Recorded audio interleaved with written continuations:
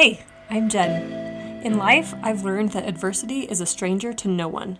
The way we cope is a huge indicator of our character. We want to make choices from confidence, empowerment, and trust, instead of letting our circumstances control us. Let's talk about how. This is episode N, No Means No, Empowering versus Enabling. Welcome to the podcast this week. I apologize for my voice. We are getting over colds, so this is how I sound.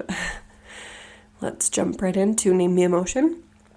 Something I saw this week is to name them is to tame them. And I really liked that mostly because it rhymed. But when we name our emotion, it puts distance between us and what we're feeling. And so it kind of allows us to step back and see what's really going on and again, separate us from what we're feeling so it's not controlling.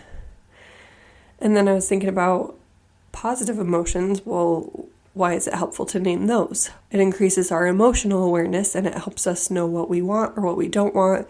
It helps us build relationships and just move forward in general and so that we can stay in the moment and not dwell. So the three that I have for this week are, the first one is surprised. I saw this on Facebook. One of my friends figured out that expired sunscreen didn't work. And that's unfortunate because by the time you realize that, it's probably too late.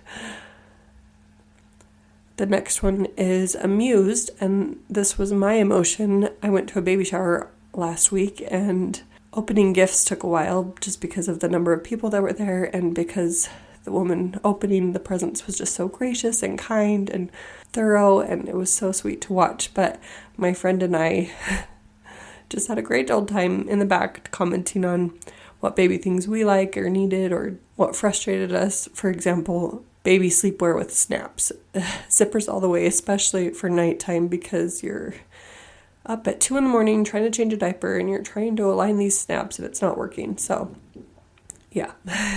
We were lamenting about that together, and it was just very amusing.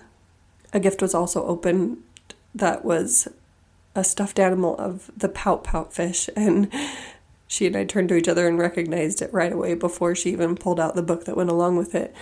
And so my friend said, "Tell me you're a mom without telling me you're a mom." All in all, very enjoyable. Plus, I haven't been to baby showers very often because of COVID, so great to get back into it. And the last one was, I was at book club and a girl was sharing that she was annoyed because of how much her in-laws cross boundaries and just snoop into their lives. So I could relate to that. Well, not necessarily my in-laws, but just other people snooping and crossing boundaries where they shouldn't. So that is the Name the Emotion segment. On to my list for the week.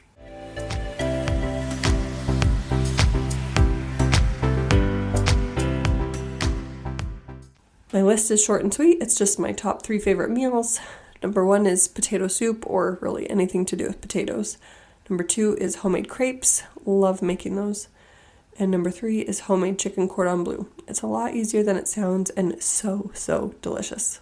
I use the recipe from Our Best Bites.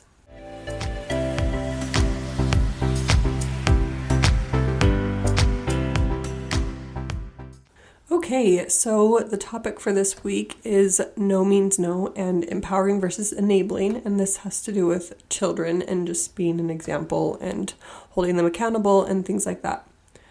So, Dr. Laura Friedrich, a licensed psychologist who works with families, said, from a technical perspective, enabling happens when a parent removes a naturally occurring negative consequence from a grown child's life and the child doesn't learn from the experience.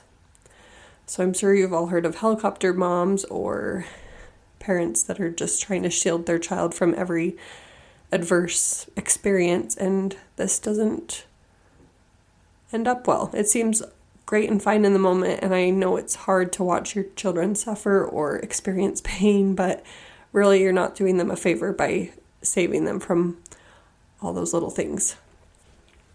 Where I really learned this concept was from a book called The Gift of Failure by Jessica Lahey.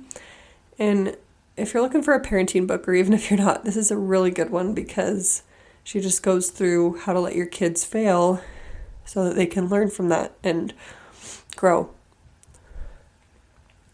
My favorite example from the book is where she sees her son's completed homework on the table. He had worked all night on it and had done a great job, but it was now the morning and he'd neglected to put it into his backpack.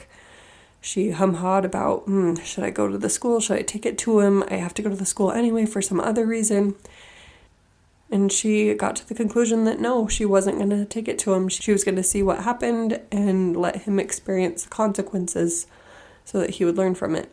And sure enough, he had some punishment from his teacher, and his teacher talked with him about it. And from then on, he was more responsible about remembering to put it in his backpack. And if he hadn't had that experience, who knows? He might have done it again or not learned from his mistake. And she said she did feel a little bad about not rescuing him, but she made up for it by making chocolate chip cookies for him when he got home from school. And I saw this firsthand with teaching. Teaching definitely prepared me to be a better mother, and similarly, motherhood is helping me be a better teacher. You just gotta follow through, hold kids accountable, let them learn those hard lessons. One of my second graders said one time, "You're like a mom. You're mean like a mom, and you're nice like a mom." And that was before I had kids, but I just really love the simplicity of it, because there are times when you have to buckle down and be strict and teach them, and other times that you can be their friend and loosen up. Okay, so how can we empower versus enable?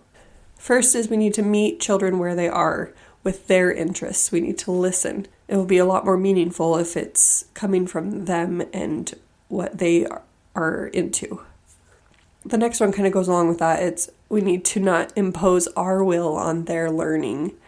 There's such a power in choices, and especially when the choice isn't very consequential, it's empowering to them. For example, do you want to put on your pajamas first or brush your teeth first? Or giving them the choice of what they want to eat for lunch or breakfast. Choices are empowering. And last is to praise effort, not success. We need to support but not take over. In college, we talked a lot about avoiding the phrase good job and just blanket praise, because they just get used to hearing that praise and it kind of goes to their head or they ignore it. But if you praise the effort, you're being specific. You're naming what they did well and what skills they can improve on and what they're strengthening or learning. And then I just wanted to end with a quote by Peggy O'Mara, and she said, "The way we talk to our children becomes their inner voice." Thank you for listening, and I'll talk to you again soon.